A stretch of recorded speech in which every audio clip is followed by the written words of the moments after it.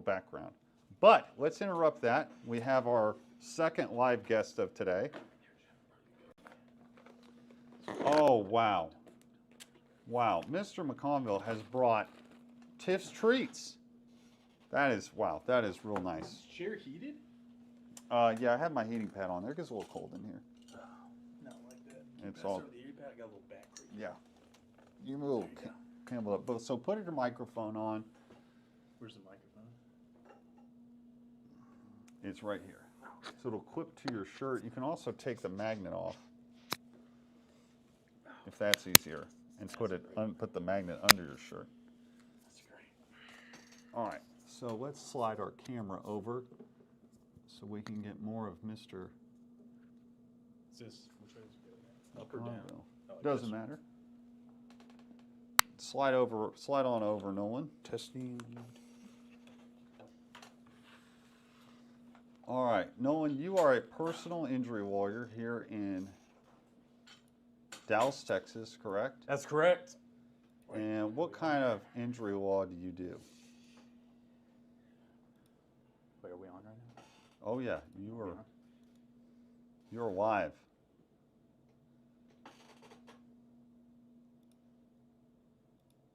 There we go. All right, you are live in front of YouTube. Instagram is just good. We're giving Instagram kind of some background.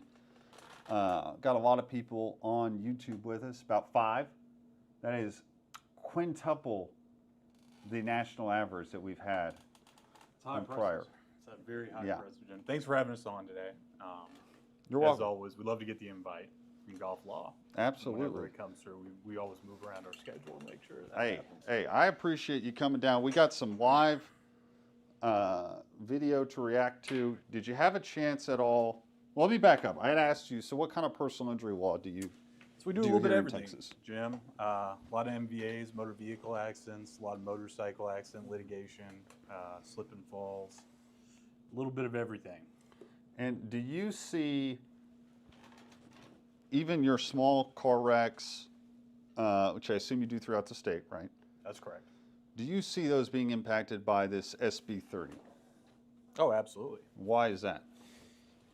I think the 1801 new rules, or I like to call them caps, although the word cap is never used in legislative sessions on the other side. I think it severely restricts patient access to health care and client access to appropriate health care, where essentially you're going to have a large swath of the population that won't be able to get treated appropriately after an accident that was no fault of their own. Yeah, as Jarrett says, y'all are both plaintiff's lawyers. Yeah, there's a little bias here, Jarrett. Jarrett Mullaney, you know him. Used to be a plaintiff's lawyer with Hamilton Wego. Now he does defense work. Really? Welcome in, Jared. Jared jokes that he is the most pro-plaintiff insurance defense lawyer probably next to when I was. Really? And yeah, I think you're right. I think one of the biggest problems is we heard from some people this morning. Dr. Valente was even down in Austin. We'll look at his testimony in a second. He even called this as creating socialized medicine. Yeah, I think there's, my biggest issue I have with the new 1801 rules is that, obviously there's going to be it's going to severely restrict access to patient treatment simply because of the risk that's involved that the providers take on right now. Generally, I don't know what the typical insurance reimbursement timeline or rate timeline is to get reimbursed as a private healthcare facility.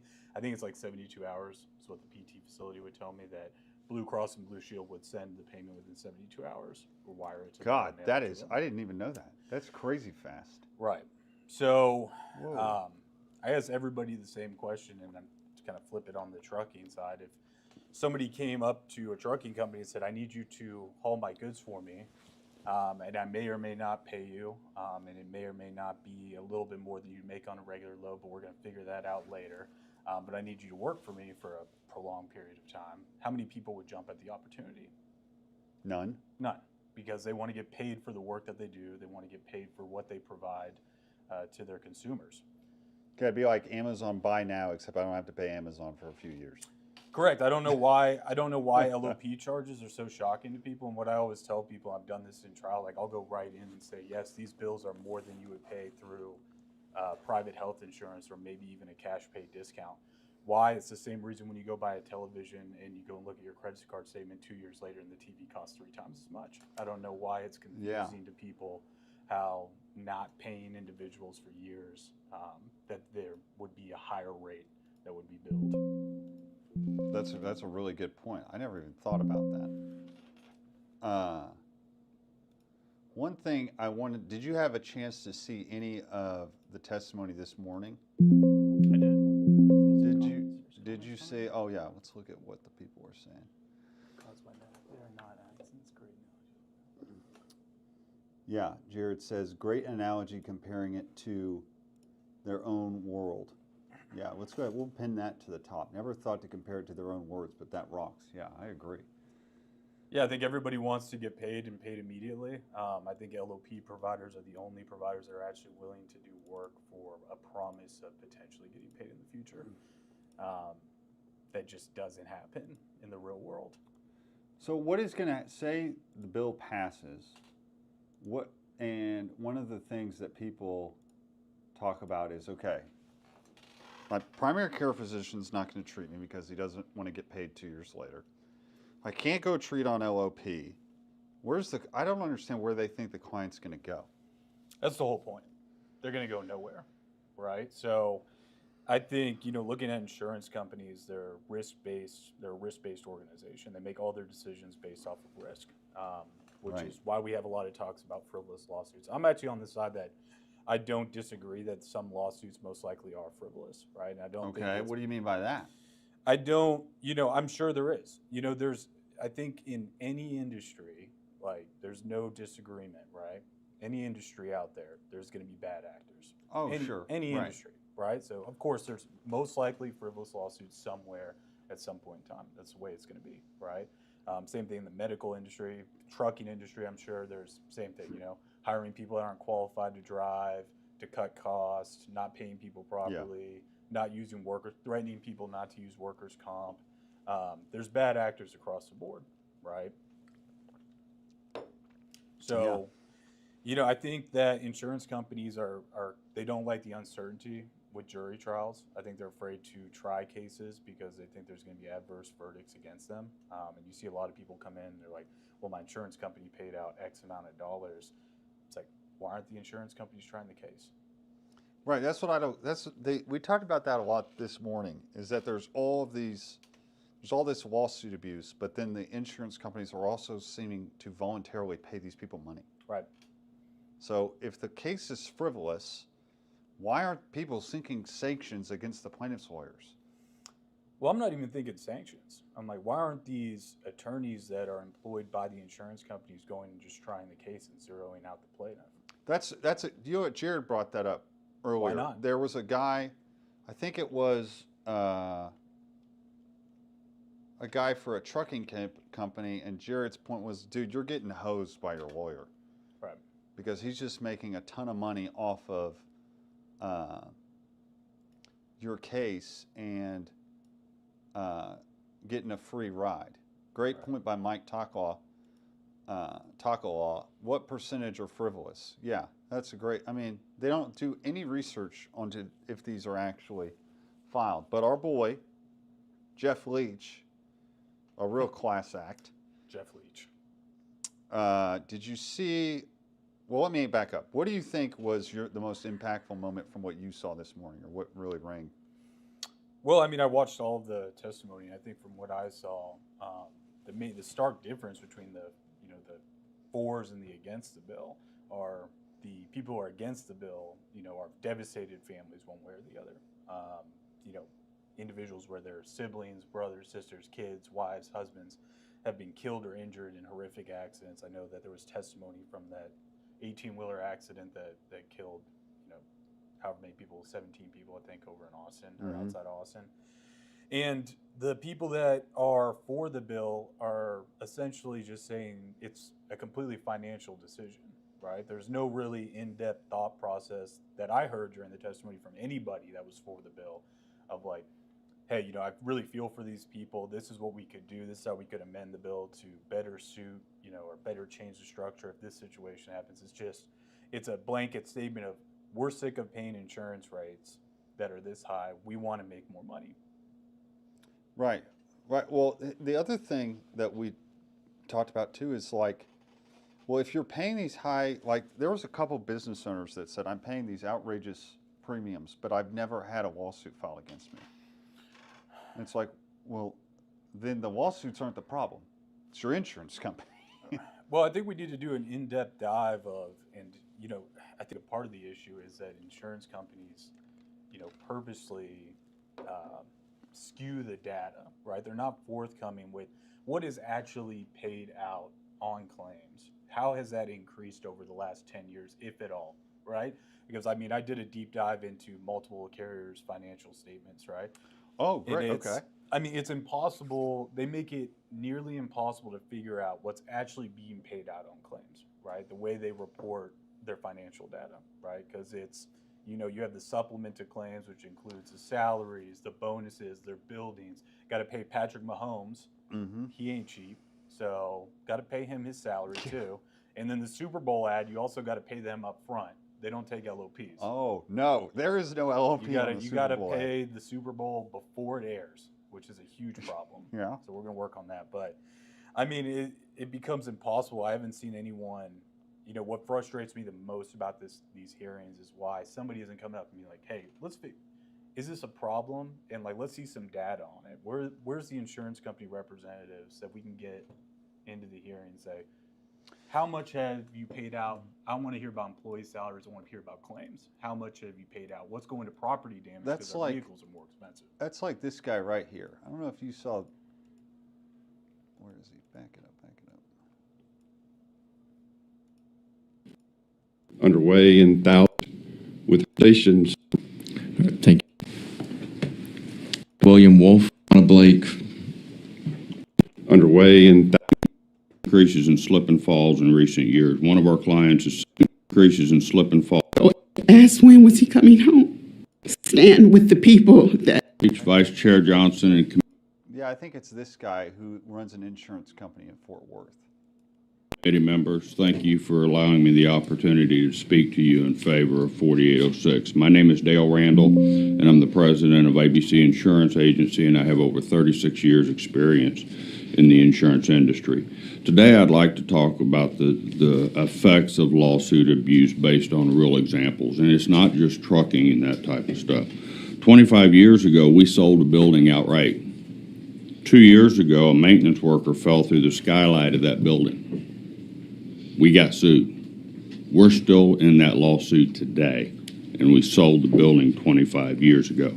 That's the very epitome of lawsuit abuse. I've seen huge increases in slip and falls in recent years. One of our clients has seen the number of claims double in the past 2 years from meritless slip and fall claims. That has caused them a 93% increase in liability insurance this. So that has cost them a 93% increase in insurance. Isn't he the one selling them the insurance? Well, I think first off, I love statistics that aren't tied to names, dates, locations, or any verifiable facts. Yeah. Like Great I think point. there was a comment that just came up. It's like, I have this client that he pays double what he did last year. Like, who is this client and why does he pay double? And like I said, it all ties back to why is no one looking at the carrier? I'm not, I love capitalism. I'm not saying profit's bad. Every business, if you run a really sound business, you deserve to make profit. But for some reason, like, no one's looking at the carrier. Like, they're all like, we're paying double that we did 5 years ago. I paid double on a lot of stuff that I was paying 5 years ago. And like, are we looking at the carrier and saying, are the profit margins higher? Are the claims being paid out more? Where's the difference? Are the property damage claims more expensive than they were in the past? Where's the gap? I think if you look at when I look through I've looked through some of the quarterly reports, and I've never seen in State Farm, I've looked through State Farm, Liberty Mutual's, both of their quarterly earning reports and yearly reports from 2024, not once are lawsuits mentioned. It's all losses on property. All right. but none of that is brought up. We didn't hear any of that except from Jack Walker and TTLA in the trucking bill 2 weeks ago. We also didn't hear anything today. Remember, public testimony was only limited to 2 hours from the Texas Insurance Commission. Why would you? That goes to your point of like, why don't we hear from anybody from the Insurance Commission? Because they have nothing to say. I don't even know if they're aware of the bill. The insurance commissioner? I don't even know if the insurance commissioner is aware of this bill. It might be. What did you think about, in my opinion, my favorite moment, well, not that it's a good thing, that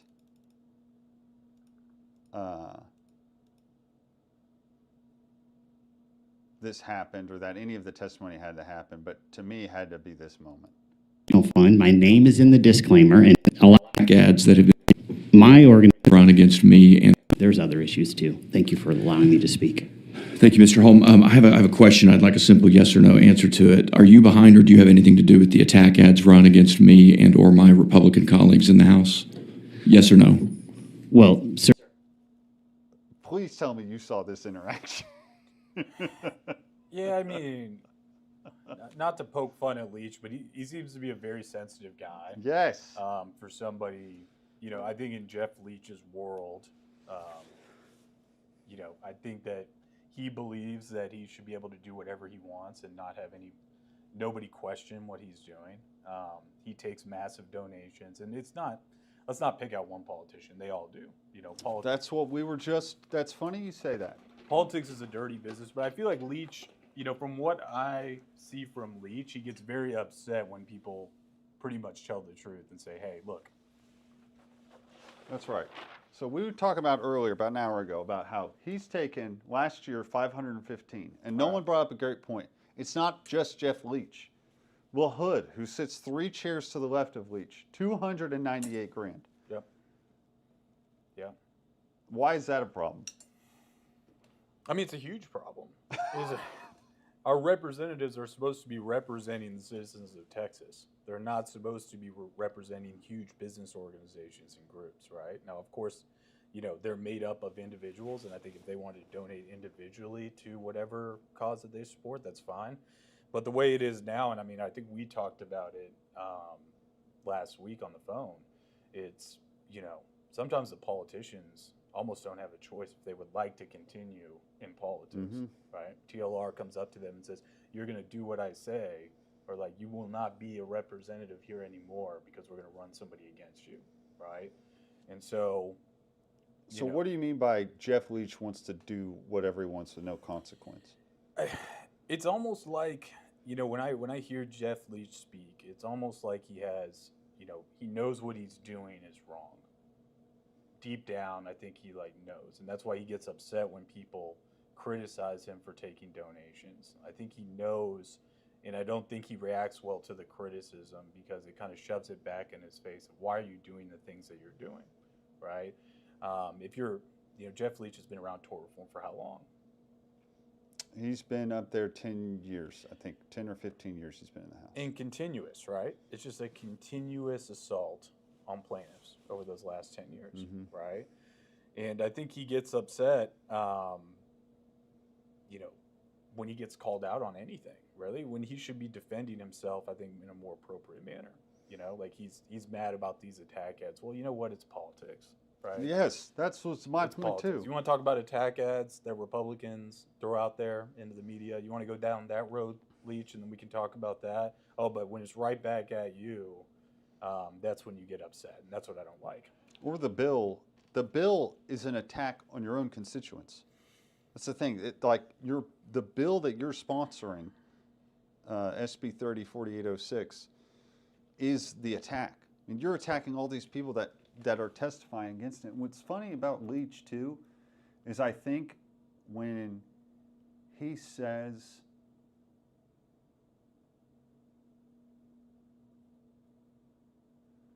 like he had, right, where is he?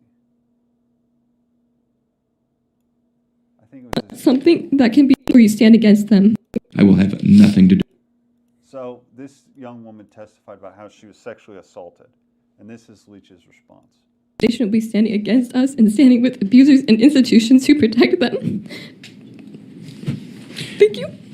Thank you, Ms. Schneider. Before we go on, I just thank you for your courage and your bravery and for being here.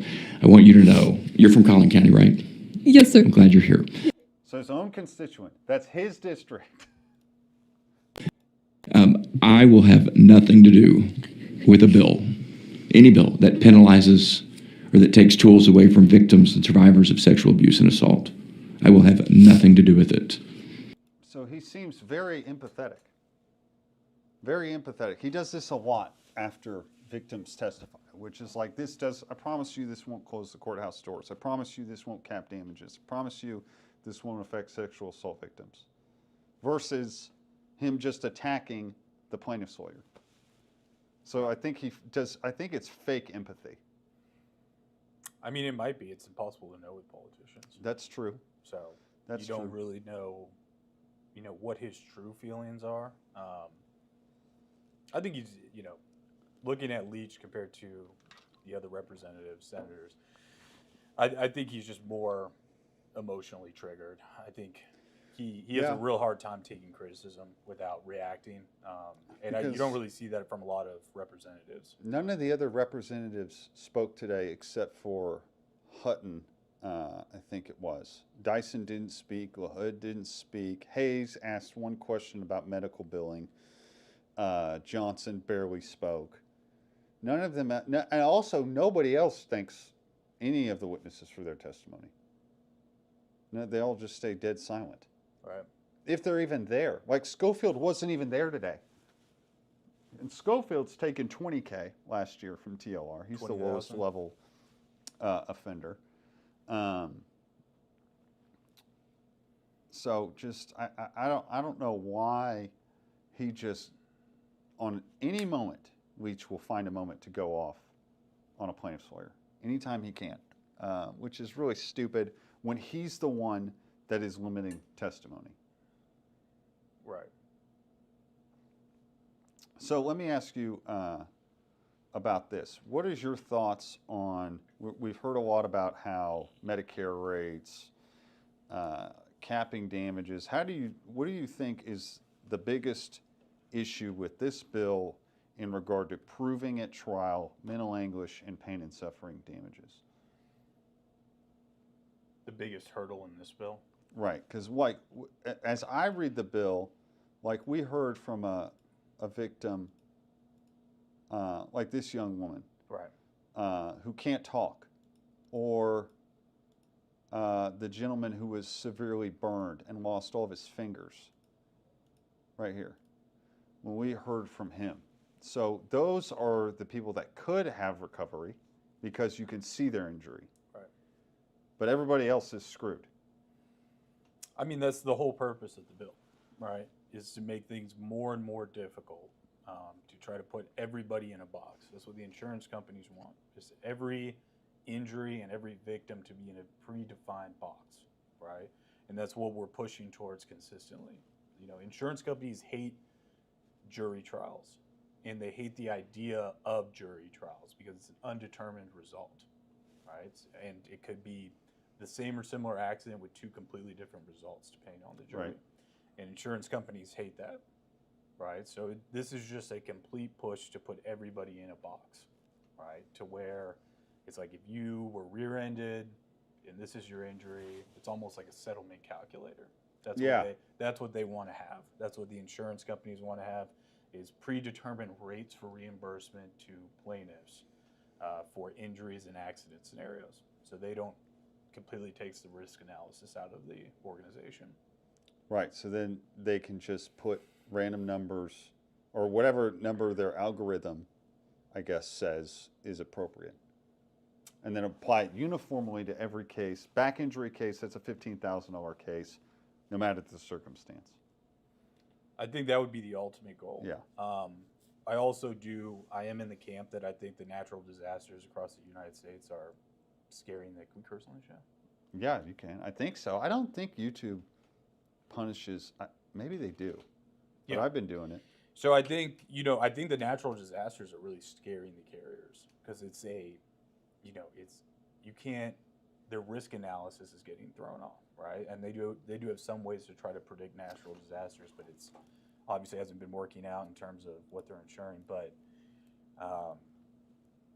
That is that's funny that you bring that up. There's an article I was going to cover today.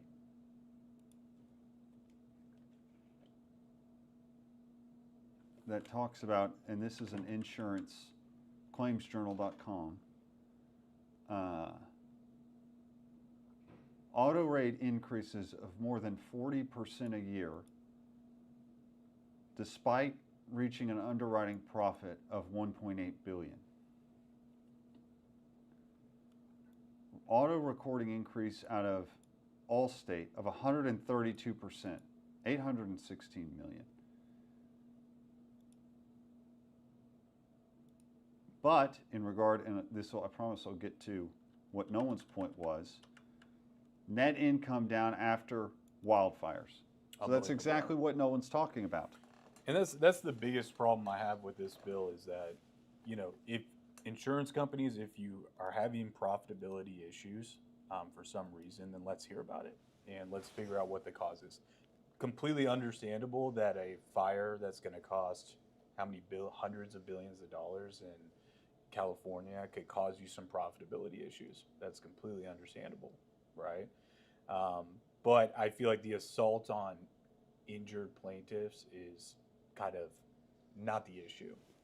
It's it's an attack on the wrong symptom, right? Maybe the symptom is that, California is a very dry place and they're having droughts and there's a lot of wildfire risk and then there's a fire and the houses there average $3 to $4 million in a neighborhood and there's huge issues with that, right? Same thing with Florida. Florida gets pounded by hurricanes. It's like a huge problem if you're an insurance carrier in Florida. Yeah, that's what one thing the article talks about. It's like Allstate, $16.5 billion in revenue, but their income was down because of elevated catastrophic losses. You know what? It doesn't say elevate. You know what it doesn't say? Nuclear verdicts, personal injury lawyers, billboards. It doesn't say any of that shit. Oh wow, it's even higher than what you and I were just saying. 3.3 billion. That is insane. That's how much damage that fire's caused. 70,000 customers. Whoa.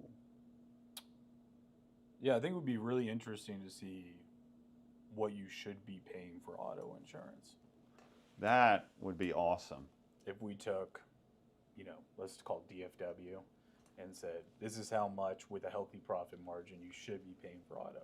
It's like, you're not responsible for the California wildfires. You're not responsible for the Florida hurricanes. Right. The tornadoes in Oklahoma aren't your responsibility. Like, this is what your coverage should be for auto in DFW. And see if that matches up and what the rate would be, or maybe even across the state of Texas and see what it would be. I like that.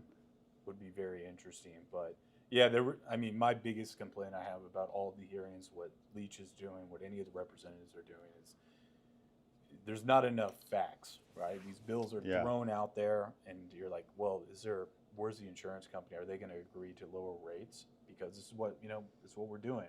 Like, that's the goal of the bill, right? To lower insurance rates. None of the insurance companies are present. They're never going to agree to lower rates unless they're forced to. Essentially. Okay, let me pause there because you're a business guy. Went to Texas Tech. What was your undergrad in finance?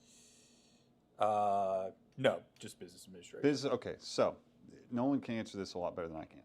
Let's say the bill passes. All right, they get everything they want. Why would the insurance company, if they're making a profit, lower the premiums? Like, why would they lower their prices? Because that's the idea. The idea is, hey, if we pass tort reform, they're going to lower their prices. Right. Why would that not actually happen in practice, or would it? It could create a little bit of additional competition. If you want to go look at the other side of the coin, that they could get into a price war to try to get market share in Texas of automobile premiums. But I think generally they wouldn't, right? And you see Right. that with any business out there. I mean, and that goes from law firms, defense attorneys and their firms. It's like nobody, when they make more money, when they have higher revenues and less costs, nobody's jumping up and down to like give all of it back, Yeah. right? Like the main goal of an organization is profitability. It's like revenue and obviously net profit at the end of it. So I don't think they will unless they're forced to. And you're dealing with organizations that they do not care what the public thinks about them either, or what the public's opinion is. Do you think I think that's because we're forced to buy the product. Because like for auto, you're forced to buy the product in order to drive. I mean, why don't you think they're subject to public criticism? Is it because you're required to have the product? You're required to have the product. The major market is very small, right? So you got Allstate, just the big boys who do a lot of advertising, Allstate, State Farm, Geico, Farmers, whatever it is. So, and it's a very close market, right? It's very hard to, become a behemoth insurance company just from a financial perspective of the money that you would need to get there, in my opinion. I don't know the specifics, but I think the market's very close, and I think they've kind of figured out. It's kind of like the airlines. I compare them to airlines, that people really only care about price, right? So they go to an insurance company, and the airlines figured this out like 15 years ago, where when people go look for airplane tickets, all they care about is the price. When you go and look for insurance, you go to Allstate, Geico, State Farm, go with whoever gives you the cheapest rate with the coverage that you need. So I think they just simply don't care at the end of the day what their customers or clients think about them. Yeah. Yeah, I think I never thought about that too. Like when you're researching car insurance, I didn't, like when we switched to Progressive, I didn't look up who has the best customer service. It was just like, all right, who has the best price? Because I have to buy it. Right. So who's got the best price? Right. Let me change topics real quick, because when I saw this morning, this lawyer is very well known on social media. His name's Adam Lowy. He's very popular on Twitter.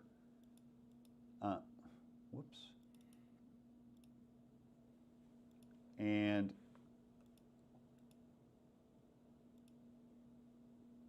one thing that's unique about Nolan is, although Nolan's done a lot of litigation, I think since going on your own, you have a pretty healthy balance of what's called pre-litigation versus litigation, right? I barely have any experience in pre-litigation, but I have pretty substantial, I think, experience in litigation. And one thing, I'll show you Adam Lowy's testimony, which I thought on this specific topic was interesting and wanted to see if you agree. Lowy, let's go to you. Adam, I've got you here on behalf of yourself. Adam Lowy, registered against the bill. Is that correct? Yes, that's correct, Chair Leach. I'm Adam Lowy, personal injury lawyer for 20 years here in Austin. There's going to be some amazing people talking about the catastrophic injuries that are going to be harmed because of this, the ability to seek justice. I want to talk about a consequence that I find is not talked about enough here, and that is if SB 30 passes, or the House bill, there will be dramatically more lawsuits filed in the state of Texas. Right now, we have a pre-suit regime, if you will, in which most cases are resolved without a lawsuit. People are injured, they go get the medical care they need, and then lawyers send pre-suit demands, and after some back and forth, the case gets settled for amounts that aren't the ones talked about politically, but are reasonable amounts.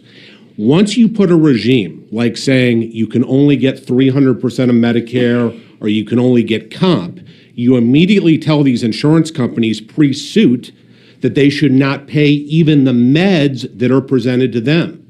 So what happens is someone who has $10,000 in meds and makes a demand to Allstate's going to say, it's not $10,000, it's $1,800, and we're going to give you $2,000 in pain and suffering, and that's the offer.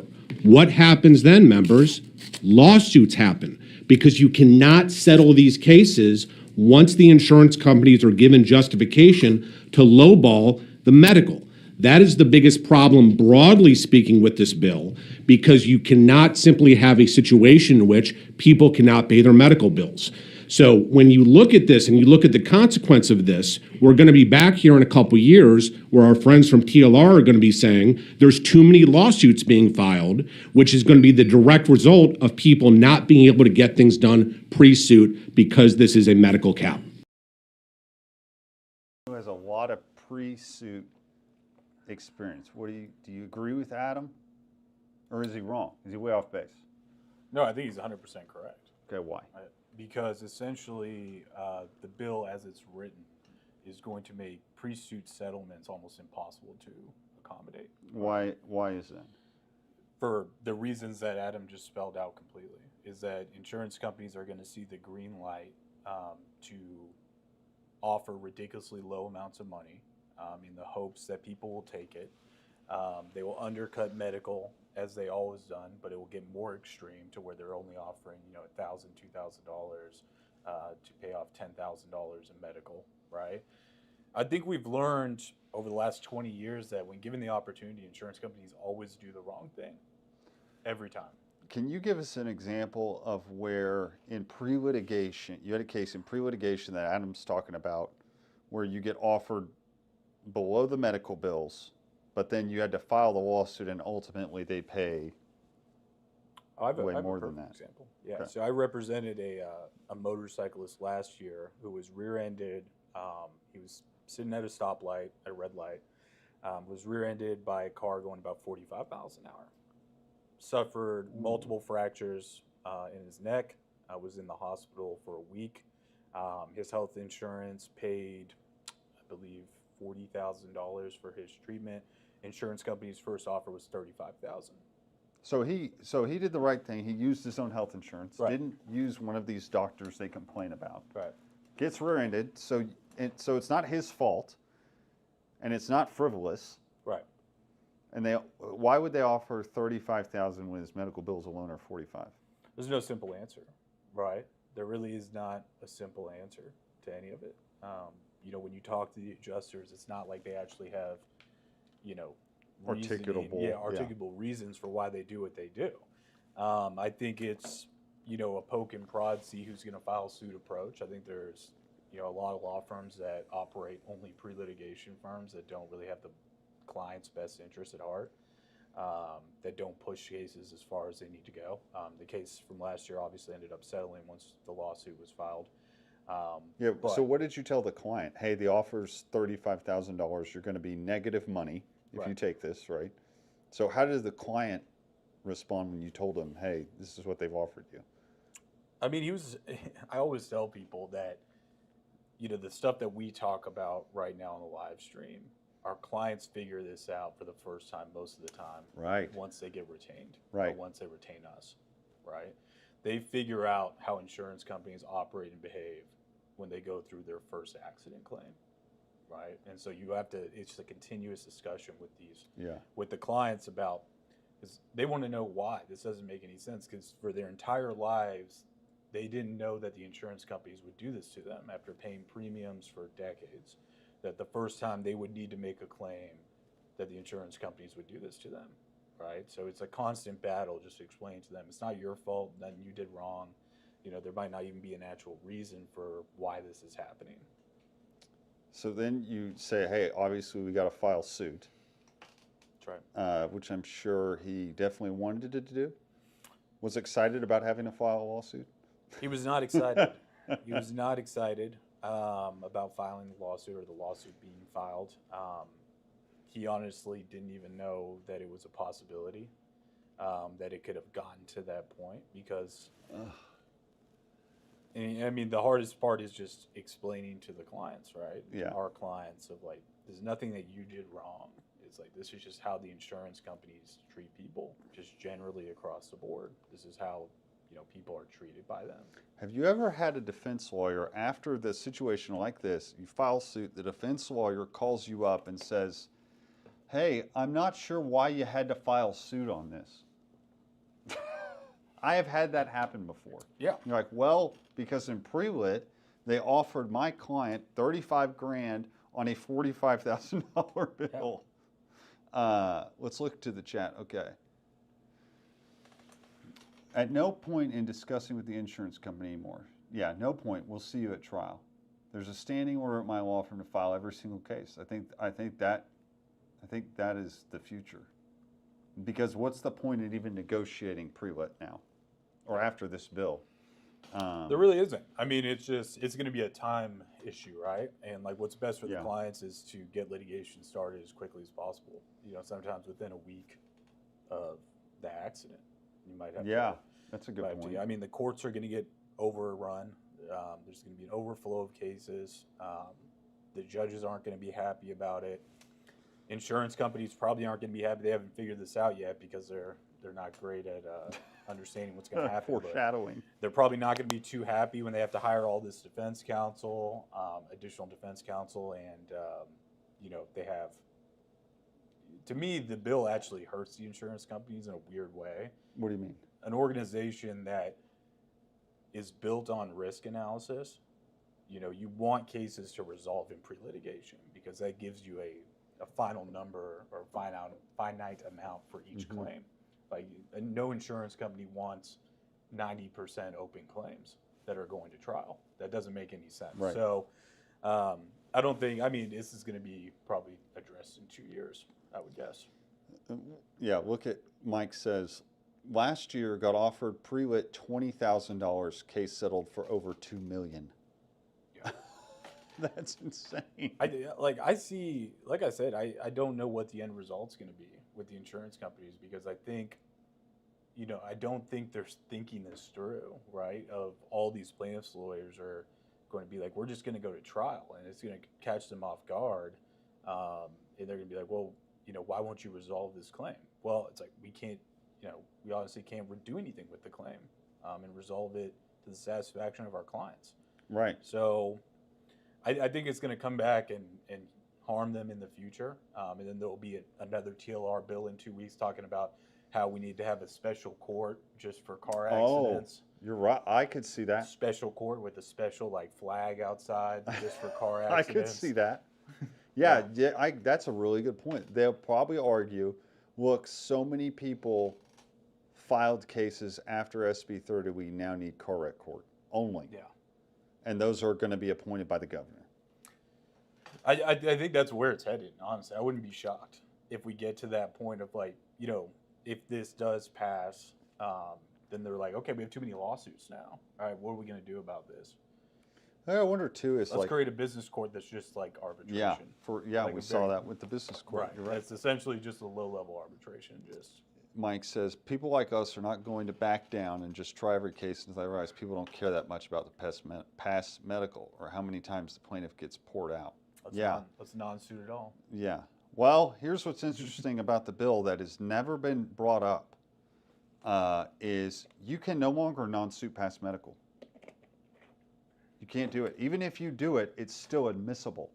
I don't know why nobody has talked about this. It is a huge hole in the bill that I've heard it from a lot of plaintiffs' lawyers. Well, now I'm just going to drop all the medical. Whoa, whoa, whoa. You're still screwed because under the bill it says past medical, even as non-suited, is still automatically admissible. Because they anticipated that people were going to do that. Right. Yeah, so that's going to be a false anchor, which is stupid because it's not relevant. I mean, TLR probably has this already teed up, but we should probably change like the rule of relevance. Yeah, And that'd be, yeah. And just go like we could give it an entirely new definition in the dictionary. Any Anything probative value. That's ever happened to you that you've been around is relevant. Even irrelevant evidence is admissible. Yeah, I think it's. It's just gonna. It's gonna be intense. I think there's gonna be, a lot more trials. There's gonna be clients are gonna be upset. I don't think it's gonna have the effect the insurance companies want it to have.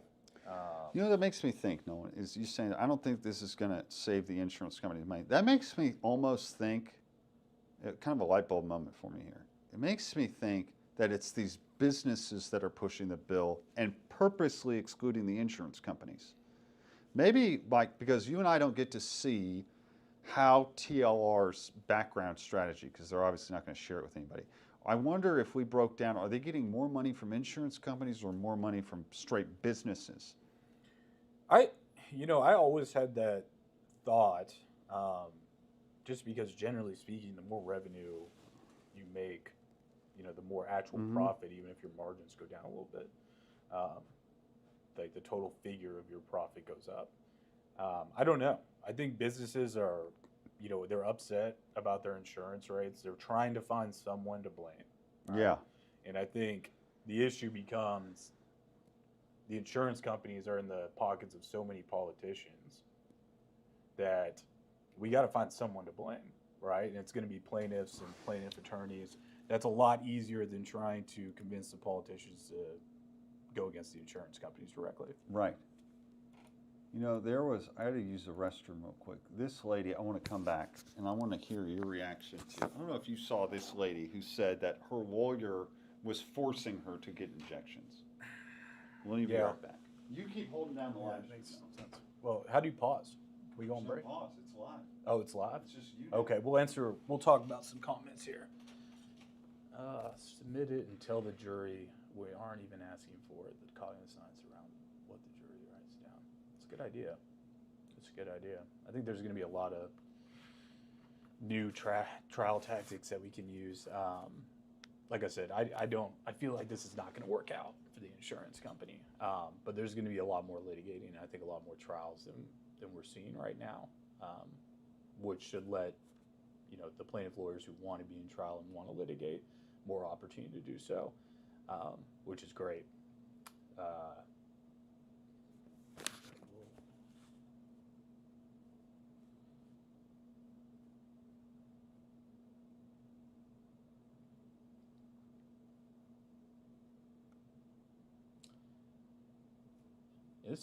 This is a question for the viewers, and I struggle to understand the anger towards personal injury firms making money while simultaneously, the other argument being that insurance companies should be allowed to make money.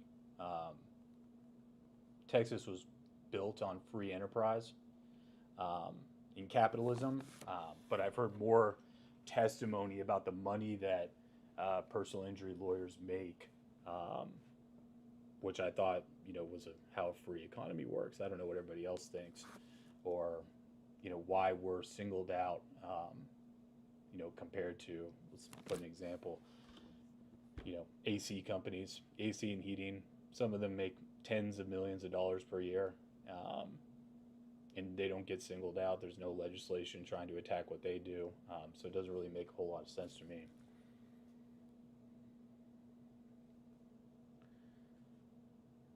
Heavy majority of my colleagues who work for a carrier have not even heard of SB 38, HB 40. That makes sense. Right. That is true. That is actually a great point. We do some very obnoxious things sometimes with billboards. And when you put $1 billion on a billboard, and shocked when this happens, but it's also a good point on State Farm.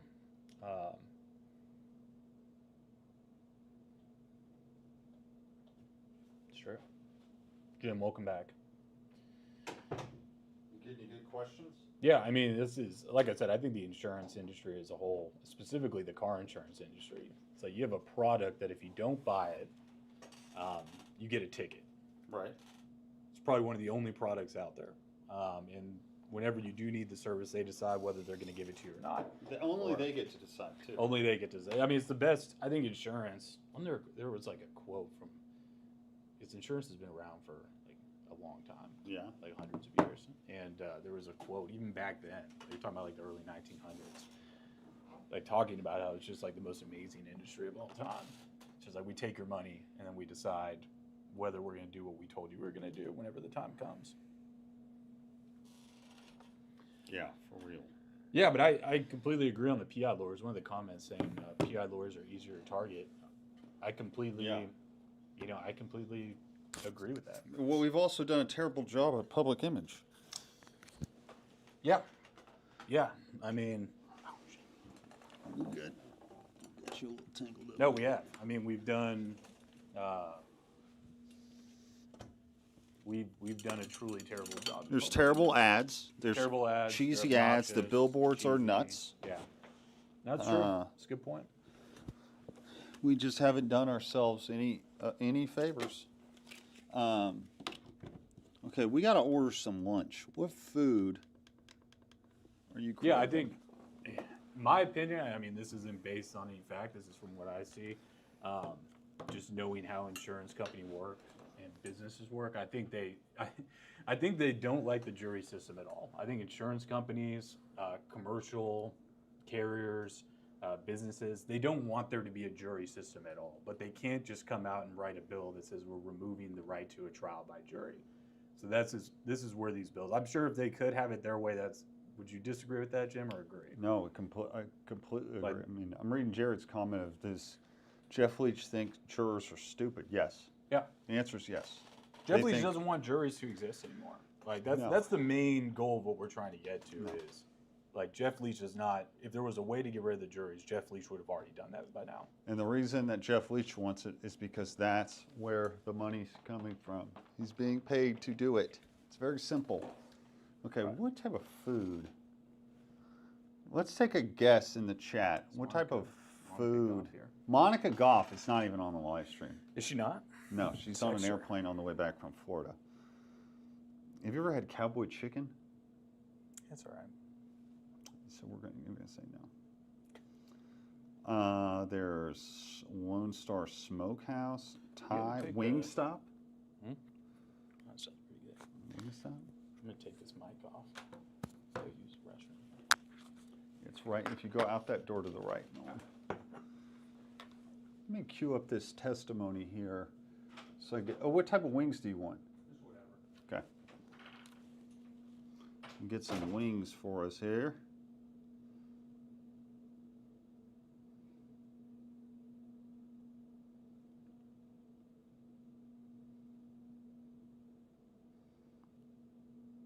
Comment below what your favorite wings are.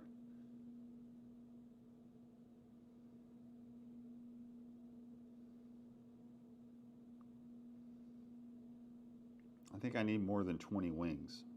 I don't think 15's. Cowboy chicken's the shit.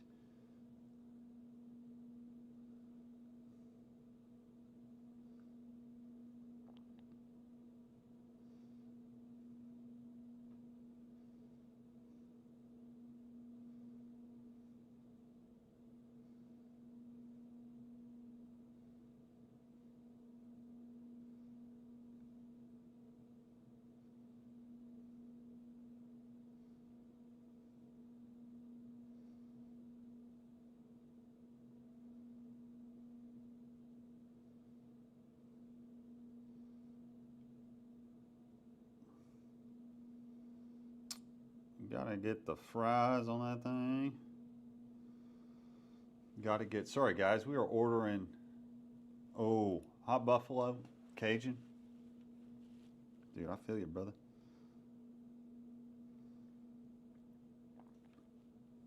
Gotta get some drinks though too. Hold on, give me a second here.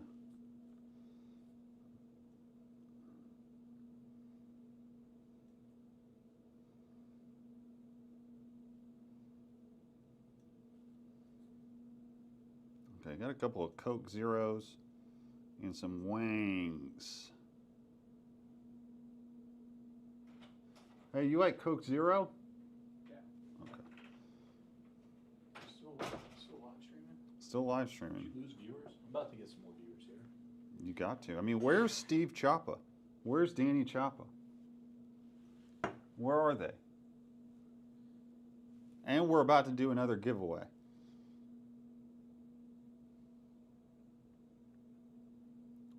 That's right. Okay, now I want to listen to this lady because I didn't hear her full testimony. But I caught a little bit of it, so I want to replay this lady. That decision led me into a web of exploitation and that accident, however, by a car accident on August the 18th, 2023. Even more than more so by what followed. I was not at fault in that accident. However, the real damage came afterwards when I hired a personal injury attorney that I thought that I could trust. That decision led me into a web of exploitation where I became the target of unethical legal and medical practices under the guise of representation. My attorney referred me to medical providers within a network they routinely work with. These providers required a letter of protection known as a LOP, which I later learned obligated me to accept highly inflated charges, some nearly 10 times the market rate. I was never properly informed of what I was signing, so my consent was uninformed. I did not know that I was going to be billed for services that I never received, miscategorized procedures, or double billing. None of the bills were sent to me, the patient. They were sent directly to the attorney. One neurologist even told me that he had to ask my attorney for permission to administer an injection. Why would a medical decision depend on legal approval?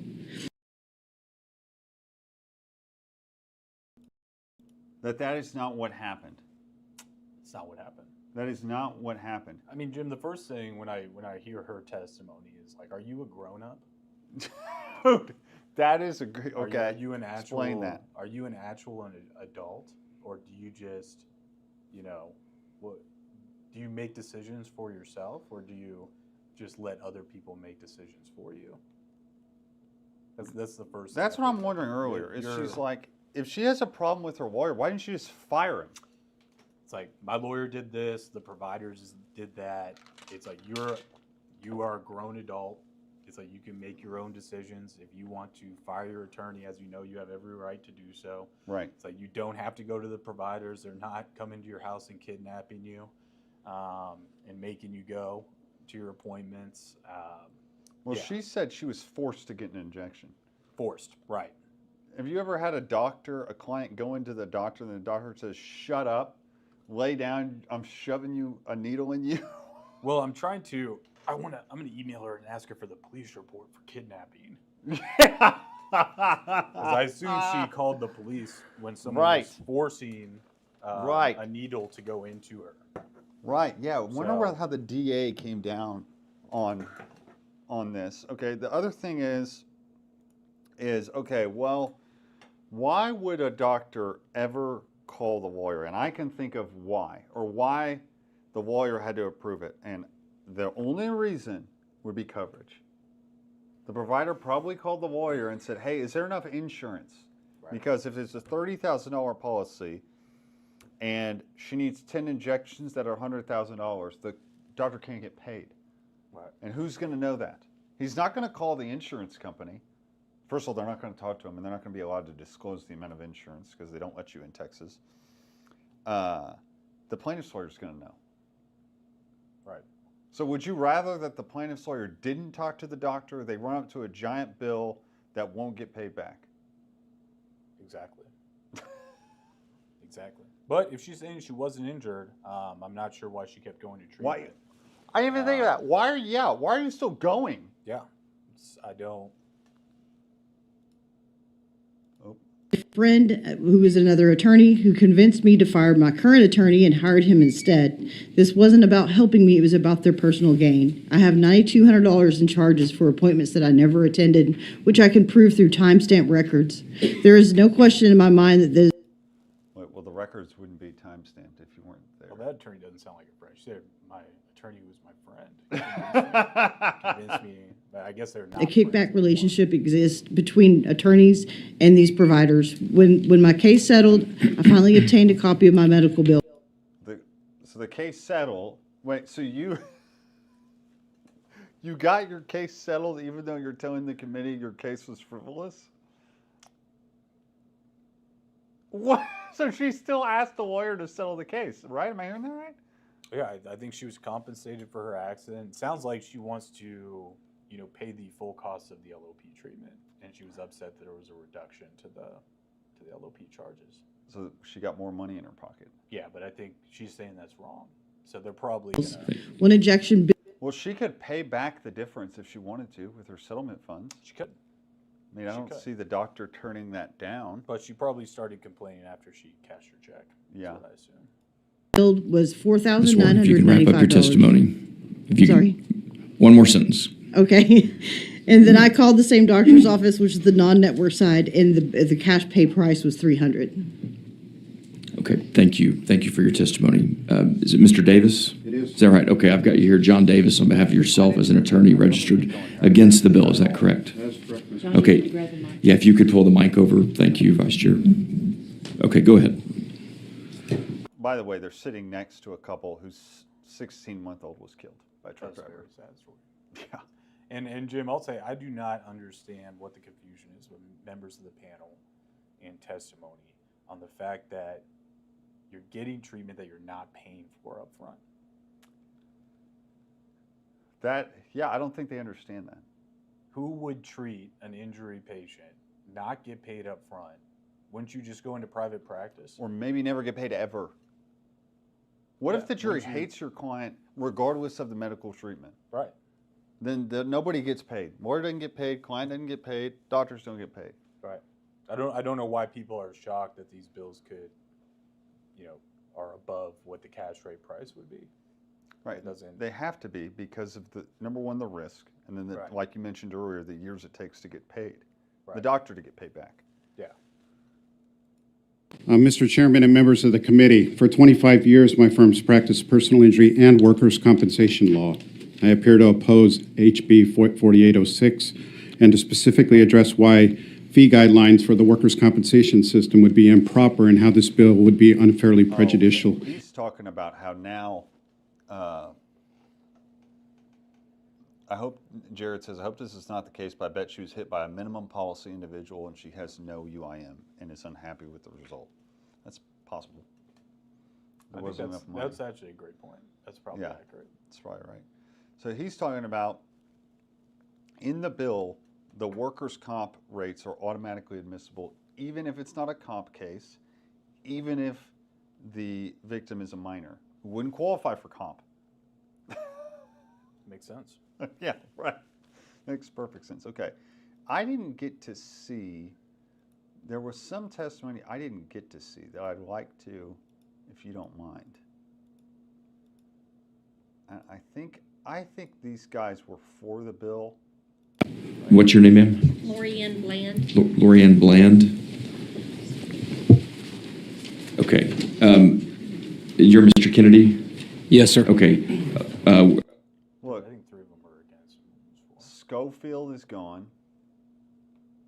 LaHood gone. And then why does the bill author get to sit up there? Never even noticed that. Oh no, there's LaHood right there. My bad. Okay, but Schofield's gone. Which one is Alexis? Okay, can I have you step and we'll put you on a panel forthcoming? Hey, you know who's right there?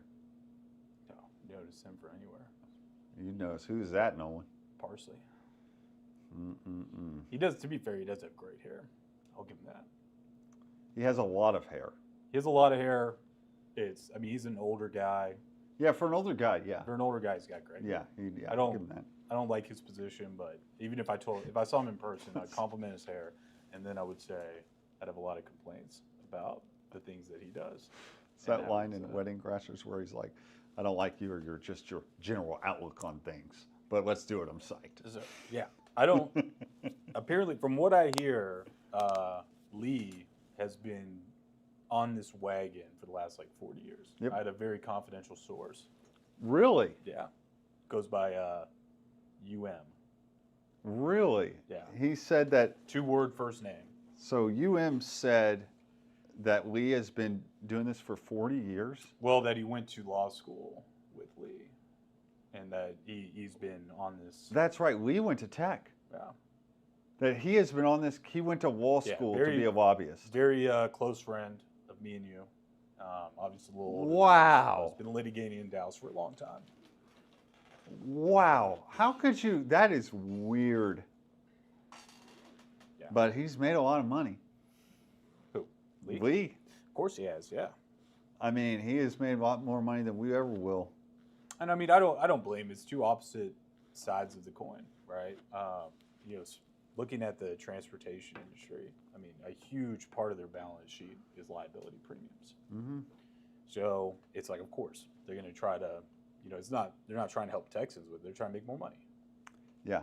And it's like, I don't necessarily fault them for trying to do this as much as I fault our representatives. I do for being stupid enough to believe the insurance company when the insurance company who sold you the product doesn't take responsibility.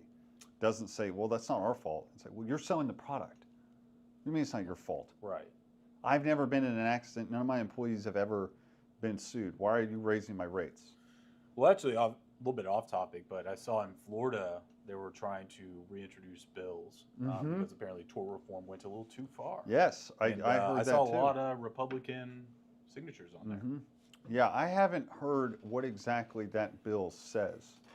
I think the gist of it was they're trying to remove, because you're going to have a hard time imagining this, but once the bill was passed, insurance companies immediately started delaying every settlement and rightful disposition of a claim, which is hard to imagine. Shocking. It's Wow. hard to imagine, right? And so some of the Republicans in Florida, they felt a little duped.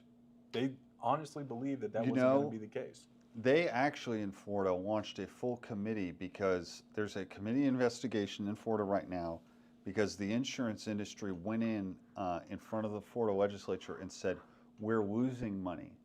When what they did was they took money and siphoned it to a subsidiary of the insurance company to appear to the legislature that they were at a net loss. That's another huge issue. Yeah. And then after they got in trouble for doing that, I saw a news release from the insurance company saying that rates were going to go down by about 10%. Did they? That's what they're saying. After they got in trouble for lying, after they got popped. and a significant amount of politicians on both sides of the aisle were going to come down pretty hard on their industry. So. Oh my God, it's so freaking corrupt.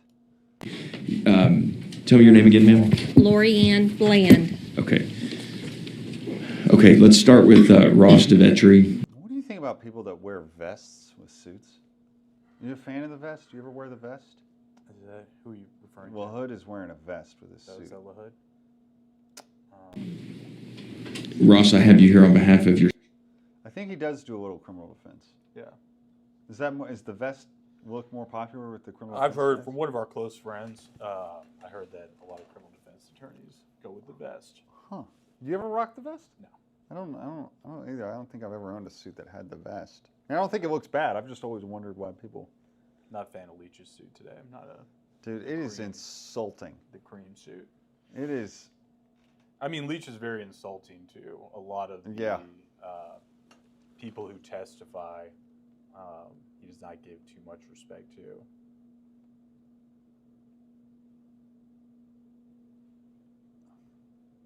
Sorry, Jake is texting me about the Chili's depot.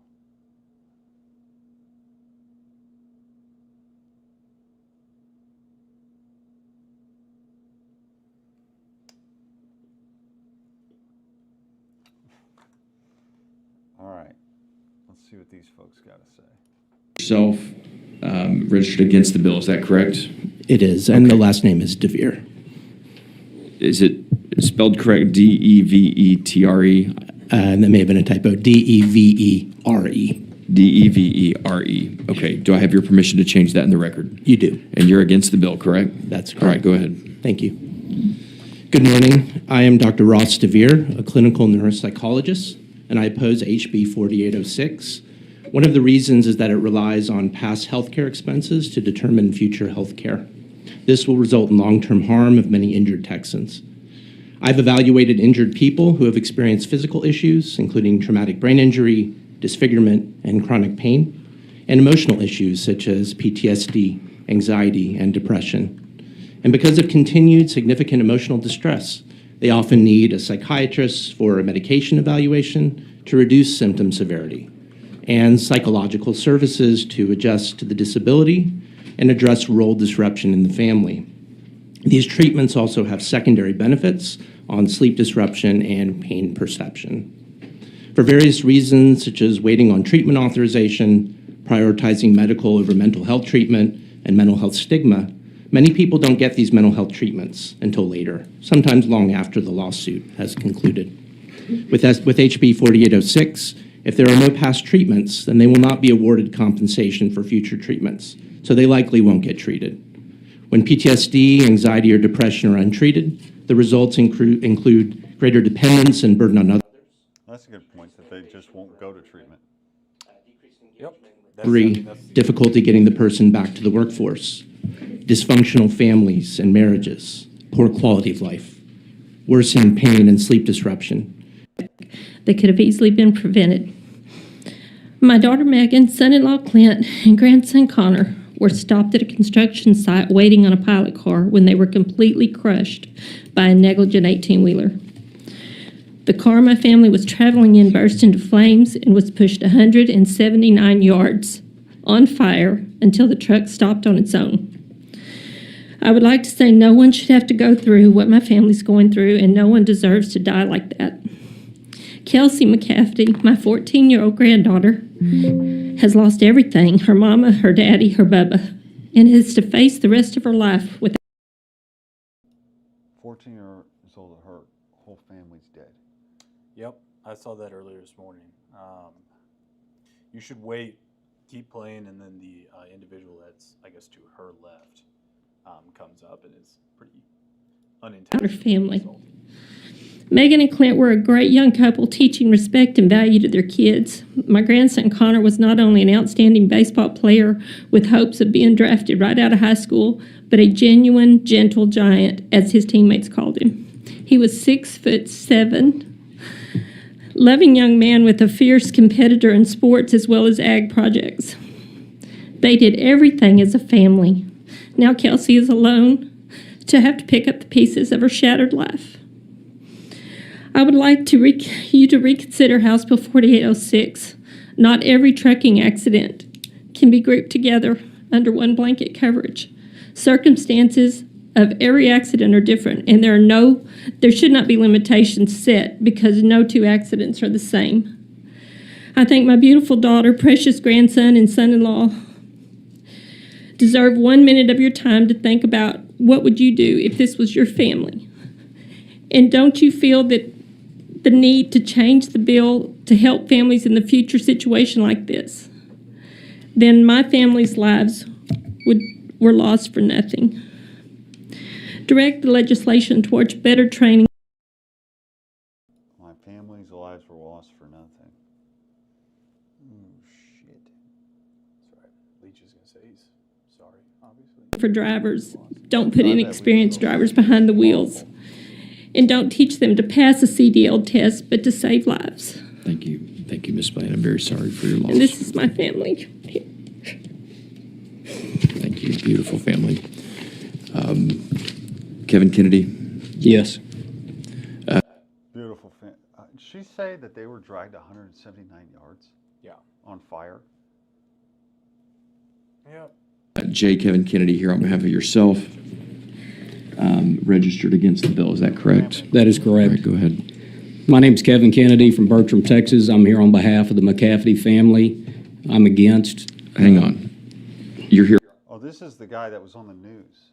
Yeah. Yeah. on behalf of who? The McCafferty family. Okay, I've got you here registered on behalf of yourself That's against fine. the bill. That's fine. Okay, I'm here on behalf of myself. Okay, thank you. Go ahead. About 1 month ago, a tragic nuclear 18-wheeler crash took 3 of our family members, as Lori just described. Their car was stopped at a flagger at a TxDOT work zone where they were rear-ended at full highway speed by a tractor-trailer rig. The extreme severity of the crash is simply unthinkable. All were killed, Megan and Clint McCafferty and their 17-year-old son, Connor. That day, the truck drove about 1/2 mile down a perfectly straight road before striking Meg, Clint, and Connor at somewhere near 70 miles an hour. It took about 24 seconds to cover that distance. The driver had 24 seconds to react, to spare their lives, but he took no action to slow down or to attempt to avoid them. Kelsey, Clint and Meg's 14-year-old daughter, was thankfully not in the car that day, but she's been left devastated as the sole surviving member of this beautiful young family. The shocking crash garnished national attention and it seems the entire world wants to safeguard Kelsey. That is the whole world except you. Our elected. Whoa. It gets better. Whoa. Yeah, you that did a was really good job. badass. Yeah. The whole world except you. Yeah. Mic freaking drop. Representatives entrusted to serve the interests of Texans. Inexplicably, your concerns for the financial well-being of those that caused this unimaginable loss. What about the emotional and financial well-being of Kelsey? Chairman Leach, I've heard you say earlier today that you would consider an exception for victims of sexual assault. What about an exception for that strong young lady that came in here whose life has been tragically altered? What about an exception for Kelsey, whose parents and brother had been taken away from her? What about an exception for the indigent who have no opportunity to provide economic worth? Thank you for your testimony. Alexis Ress, is that? What's your name again? William Wolf. Okay, William Wolf. I have you here on behalf of Davis Crane Group and you're self-registered for the bill. Is that correct? Oh, this guy has to follow that up? Yeah. You know, this guy kind of looks like the beard you had during the bar exam. I'm not going to pull up your beard from the bar He exam. kind of looks like the that guy from The Accountant. The movie I've never seen that goes movie. To the elderly people's home. With Ben Affleck? Yeah, I've never seen that. I heard it's a great. Ben Affleck's a great actor. I heard that's a badass movie. Yeah. All right, Jesus, I can't imagine what this dude's going to say. That is correct. My name is William Wolf with the Davis Crane Group based out of Irving, Texas. We're in support of this bill. Over the past several years, our liability rates have risen 68%, and our umbrella premiums have risen over 70%. In the crane business, the insurance market's already tight. There's not many that offer their services in the state of Texas as it is. Dude. Could it be because of the crane that fell down and destroyed an apartment complex, killing multiple individuals? Could that be What the about reason? Mike Lyons' case where he got that verdict of $100 million because the crane killed that girl? Yeah, could that be why the insurance carriers with crane cases, you know, it's a tight industry? Maybe. I don't know. Not this guy's fault, though. You know what's crazy is I have a video that I'm going to drop later this week of I'm acting as a guy running a crane, hitting this little figurine. I did not know that this guy was going to testify. It's a crane guy. It's a crane guy. I mean, which is, you know, it's good. He built a business. As I believe we have two. As I said here and I listened today, you know, we talk about, hey, we want to make it, you know, you don't want to hold certain people, you know, the bad actors, everybody into one for a few bad actors.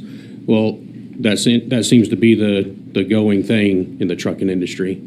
A few bad actors are being held accountable for everybody else. The problem is that's how a pool works. Yeah, it's the entire. That's how a pool. the That's how entire insurance risk, works. yeah. Maybe if there were. The other thing is that the number of bad truckers outnumbers the. Well, let me stop there. I don't know if the number of bad truckers outnumbers the amount of plaintiff's lawyers. I'm gonna look that up. So we're not taking that into consideration. And I think that's what a lot of this bill is for, is to stand up for the trucking industry as well as the drivers. It's like all of the testimony is them complaining about the insurance industry. Right. Like it's all directed. Like we don't think it's fair because we have a clean record that the insurance company is charging us this amount of Price money. gouging us. We don't think it's fair that our cranes are expensive to insure. It's all directed at the insurance industry. How are we circumventing the insurance industry and coming back to plaintiffs as they're the problem? Yeah. So that's the thing. It's directed at the plaintiff's lawyer while skipping the insurance industry, where they spend the beginning of their narrative talking about the insurance industry. Yeah, that's a great point. And I think the insurance company never puts out statistics or answers any of the questions because they can't, right? They would have to lie. They'd have to lie, If they told yeah. the truth, that would blow up Leach's whole platform of like, yeah, the issue isn't really the plaintiff's lawyers, it's something else. Well, and it's not as sexy either. It's just not. It's not sexy to say, "Hey, well, let's talk about over-reserving." Oh, everybody's on. Okay, let's talk about where your premiums actually go. Let's talk about the insurance company profits. No. Oh, well, let's talk about greedy plaintiff's lawyers. Yeah. Oh, Nuclear verdicts. yeah. How is he going to end this testimony? This is terrible. Not just the companies. We look at the insurance companies, us as in the business, sure, we have, lawyers that are assigned to us when an accident happens from the insurance company, okay? Those insurance, that lawyer essentially is working for the insurance company, not necessarily the business themselves, okay? So I think we have to take that into consideration. I honestly believe a lot of the situations that you've heard today is the same things that you see in the courtrooms. A bunch of, let's turn it one way and twist it, and that's what we're facing. What is he saying? Let's turn it one way and twist it. That these grandparents' testimony is twisted? Twisting what? I mean, it's the same old testimony. Same old testimony where they come in there and really like what they have to say is, the meat and potatoes of their testimony is what? I want to make more money. Right. And I think that if we limit damages that plaintiffs are able to obtain, I think I'll make more money. That's all that really needs to be said by all of these people. Yeah, what if they just said that? For the bill. It'd be the most honest response. It's just, I think that we have no evidence this to be true, but I think that if we limit plaintiff's damages, then I'll make more money, which will be good for me because I have stuff I need to buy. Well, what if the premium keeps going up? What are they going to do? Nothing. Yeah, nothing. Well, you know what they'll probably do, Jim? They'll probably keep saying that it's our fault. That's right. Yeah, Jared says, a few bad actors are being held accountable for everyone else. It's not the plaintiffs or PI lawyers' cause, though. Maybe you should advocate for client-specific rates for your carrier then. Or go hire your own lawyer. Yeah, I don't think this guy understands that he can go hire his own lawyer. Well, he just said that the that insurance company is providing a lawyer. But that he thinks it's for the insurance company, not for him. Which I'm not sure why he's shocked about that fact. Huh. What do I do with my YouTube channel? Viewership's climbing, Jim. Skin. Where are we on viewership right now? 3, no Monica. 4. Monica's on an airplane. Steve Chapa has still not joined us. You know what? I'm not sure. Thank you, members. Any questions for this panel? Okay, thank you. Thanks for being here. Okay. If this number is 100% accurate, because I couldn't have 83 views when the average viewership is 3 or 4 people. Right. So I don't know how. I will say, I think, I think our bad actors are definitely accentuated more than other industries. There's bad actors. It's because it's easy. It's more interesting. It's like, hey, you guys want to listen to these lawyers? Listen to this lawyer that was a liar. So people will be like, oh shit. Okay. Rev, I have you here on behalf of Watkins Insurance Group, and you're self-registered for the bill. Is that correct? Yes, sir. All right.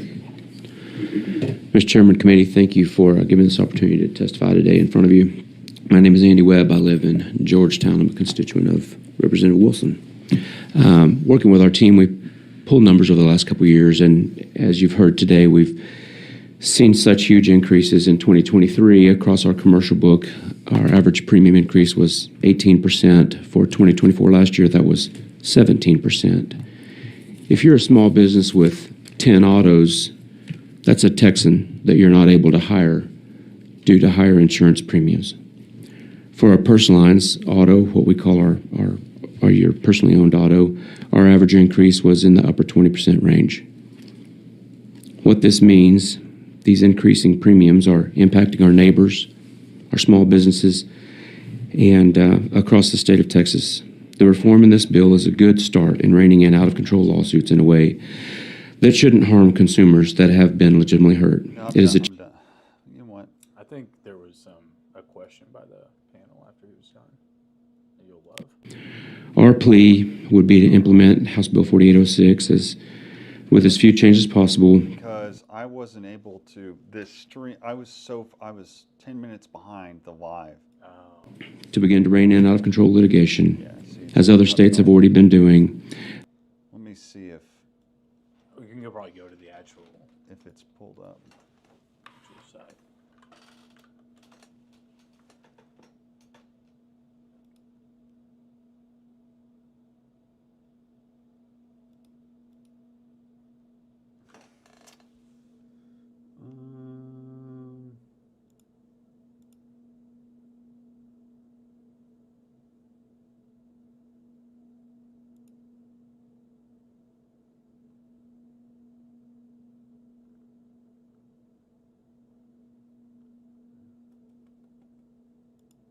Oh, okay. I think you're right. I think I can pull it up. Oh, sweet. Yeah, you should be able to go directly to the end. You'll like it.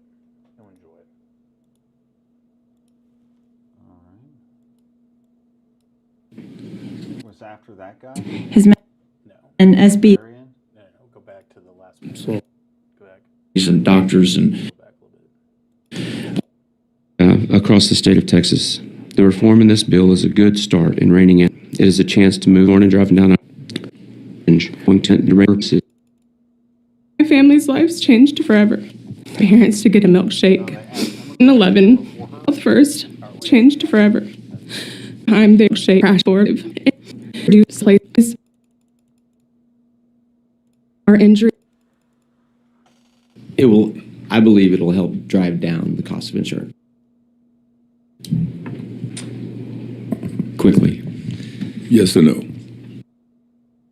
Insurance cost. Question. Extremely sorry for what happened. Thank you for being here, Chairman Dutton. Question. Yes. Will passing this bill lower insurance cost? Quickly. Yes or no? I believe it'll help drive down the cost of insurance. That's no. He said, yeah, I believe it will. I know, and I think that was a joke, and he was like, okay, so that's a no. He's like, I believe will help drive down the cost of insurance, and then the response is, all right, okay, so that's a no, right?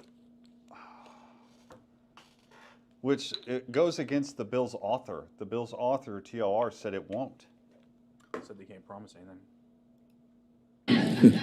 Thank you. All right. Members, any other questions for this panel? Thank you. Thank you. And thank you, Ms. Tubbs. Okay, we're going to do one more panel of three witnesses. Let me go ahead and call you. Go to the floor. Tried my best. There's a lot of attorneys and doctors. She goes to my gym. God, incredibly sad story. She was in an Uber accident. Just got poured out by the Texas Supreme Court. Oh, she went to trial, got a big verdict. Charlie got her big verdict poured out. She's completely paralyzed. She goes and Sarah does physical therapy at ADAPT, where I go. What was the basis for? Part of the problem was, part of the case was against Honda because the van, something with the seatbelt or something, and so they poured her out completely. Wow. Yeah. So that, I know Sarah's testifying. All right, folks. Nolan and I got to eat some lunch. We've been going at it for about 5 straight hours.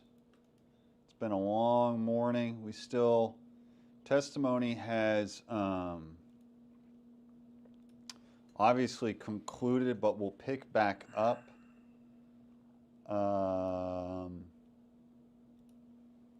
We'll pick back up at 8 o'clock tonight. So I'm going to try to cover that. I don't know if I will. The testimony tonight will be panels of more industry-specific people, and it's by invite only. So by invite only means that it's only going to be people for the bill. Only people for the bill. At 8:30? Yeah. Aren't There's going to be some TTLA people there, okay? Yeah. But a majority will be for the bill, and I gotta go to a wedding tomorrow, so I gotta pack. So I think I'll host a live stream so you can log in and view the testimony, so you don't have to screw around with the Capitol website. But Nolan and I's food just got here. Thank you, Nolan, for attending today. A lot of fun. Appreciate it. A lot of fun. Great Thanks testimony. everybody for tuning in. I will announce the winner of our Amazon gift card giveaway